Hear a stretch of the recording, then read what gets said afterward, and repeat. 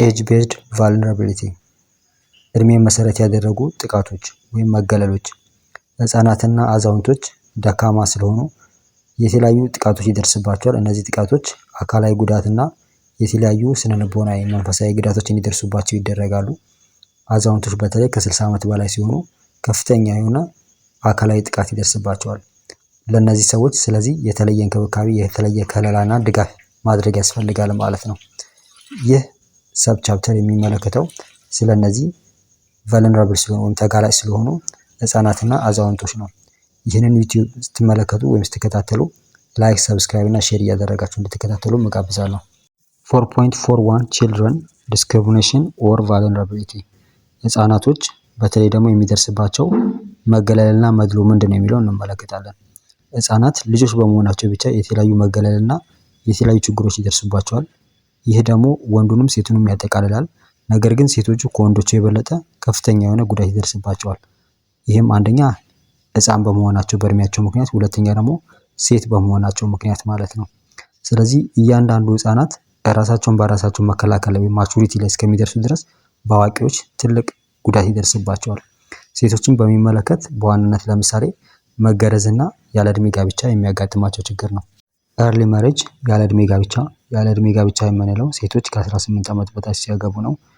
ኢትዮጵያ ውስጥና አፍሪካ ውስጥ ከጊዜ ወደ ጊዜ ይህ ቁጥር እየቀነሰ የመጣ ቢሆንም ነገር ግን አሁንም ድረስ በአብዛኛው የኢትዮጵያና የአፍሪካ አካባቢዎች እየተካሄደ ይገኛል። በዓለም አቀፍ የሰብአዊ መብት ድንጋጌ መሰረት ሴቶች ያለ እድሜ ጋብቻ ሲፈጽሙ መብቶቻቸው እየተጣሱ ነው ይላል። ሴቶች እንግዲህ ያለ እድሜ ጋብቻ ሲፈጽሙ የተለያዩ ችግሮች ይዞባቸው ይመጣል። የመጀመሪያው ፈቃዳቸውን እንኳን መስጠት በማይችሉበት እድሜ እንዲያገቡ ማድረግ ነው። ሁለተኛው ደግሞ ራሳቸውን እንዳያበቁ የሚያደርግ ነው። ትምህርት እንዳይማሩ ራሳቸውን እንዳያጎለብቱ የሚያደርግ ነው።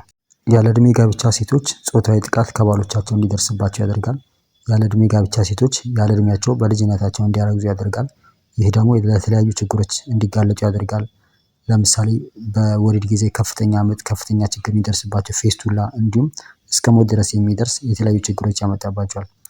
በኢትዮጵያ የወንጀለኛ መቅጫ ህግ ያለ እድሜ ጋብቻ ህገ ወጥ ነው። ይህም ሆኖ ግን ብዙ ጊዜ ኢትዮጵያ ውስጥ የተለያዩ ቦታዎች ያለ እድሜ ጋብቻን እየፈጸሙ የሚገኙ አካባቢዎች አሉ።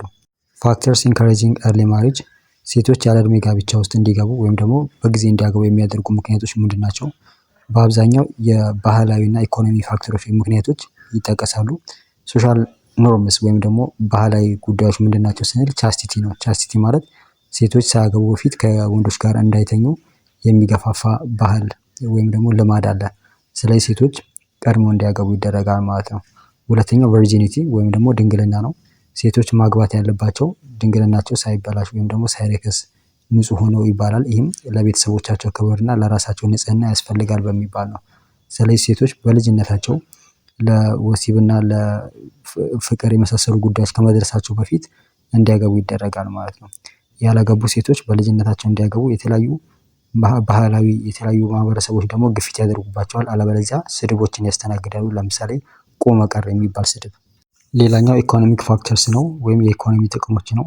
ሴቶች እንግዲህ በጊዜ እንዲያገቡ የሚደረገው ቤተሰቦቿ የተለያዩ ጥቅሞች የሚያገኙ ከሆነ ወይ ደግሞ ልጅቷ ራሱ የተሻለ ቤተሰብ ውስጥ እንድትኖር የሚያደርጋት ከሆነ በጊዜ እንድታገባ ይደረጋል ማለት ነው። 4.4 ማርጂናላይዜሽን ኦፍ ኦልደር ፐርሰን በእድሜ ምክንያት የገፉ ሰዎች የሚገጥማቸው መገለልና መድሎ ምንድን ነው የሚለውን እንመለከታለን።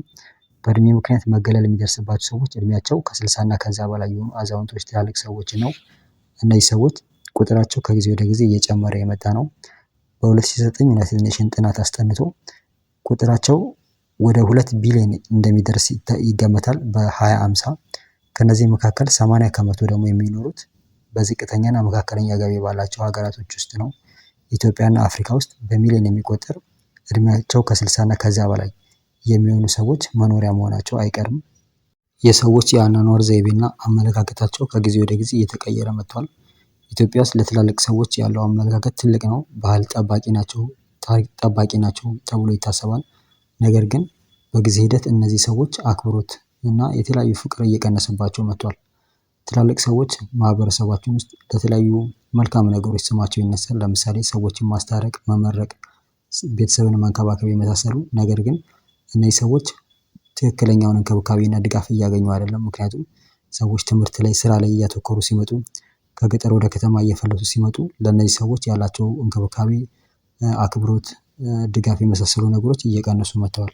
ኤጂዝም የሚባለው ነገር ሰዎች በእድሜያቸው ትልቅ እየሆኑ ሲመጡ የሚደርስባቸው መገለል፣ መገፋት፣ ፍትህ ማጣትን ያመለክታል። በአብዛኛው ማህበረሰብ ትላልቅ ሰዎች ይከበራሉ። ኢትዮጵያ ውስጥም ይህ እውነት ነው። ብዙ ሰዎች ትላልቅ ሰዎችን ያከብራል። ነገር ግን አሁን ላይ ሁኔታዎች እየተቀያየሩ መጥተዋል።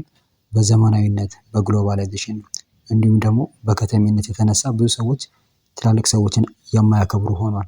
በዚህ ምክንያት ከማህበረሰቡ ይገለላሉ። የኢኮኖሚ ጥቅም፣ የፖለቲካ ጥቅም፣ የማህበራዊ ጥቅሞቻቸው እንዲያጡ ይደረጋል። ይህም ደግሞ ማህበረሰቡ ላይ እንደ በርደን ወይም ደግሞ እንደ ጫና፣ እንደ ሸክም ስለሚቆጠሩ ነው። ነገር ግን ትላልቅ ሰዎች እንደ አሴት የሚቆጠሩ ናቸው። አሴት ስንል የተለያዩ ትላልቅ ዋጋ ያላቸው አስተሳሰቦችን፣ የተለያዩ ልምዶችን የያዙ ናቸው። ነገር ግን ይህንን ወደ ጎን በመተው ትላልቅ ሰዎች እንዳይከበሩ፣ የተለያዩ ጥቅሞችን እንዲያጡ፣ እድሎችን እንዲያጡ ይደረጋል። 4.5 ሪሊጂየስ ኤንድ ኤትኒክ ማይኖሪቲስ በብሔርና በሃይማኖት ምክንያት ቁጥራቸው ትንሽ የሆኑ ሰዎች ወይም ቡድኖች እንዴት ነው መገለል የሚደርስባቸው የሚለውን እንመለከታለን። በሃይማኖትና በዘር ምክንያት ቁጥራቸው ትንሽ የሆኑ ሰዎች የተለያዩ ጫናዎች፣ መገለሎች ይደርሱባቸዋል።